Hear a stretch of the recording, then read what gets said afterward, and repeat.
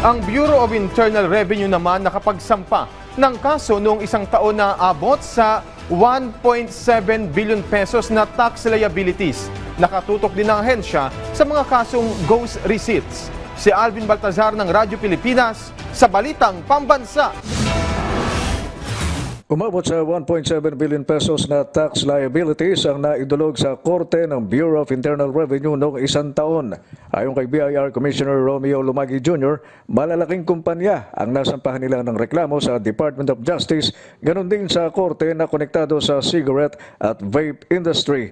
Ang hakbang illegal ani Lumagi ay kaugnay na rin ang kanilang maigting na kampanya kontra tax evaders na kanilang ginawa sa pamamagitan ng pagsasagawa ng enforcement activities gaya ng raid.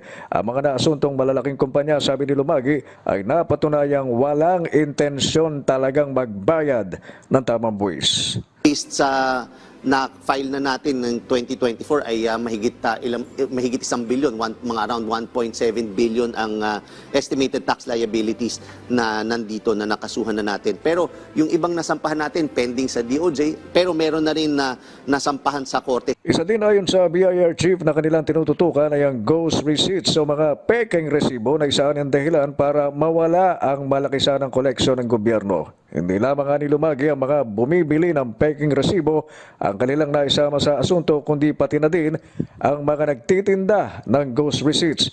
Pati ang mga accountant na kasama sa illegal na gawain, sabi ng BIR Chief, ay idinamay din nilang masampahan ang kaso, gayong hindi anya magagawa ito ng mga may sabit na kumpanya kung walang partisipasyon ng mga ito.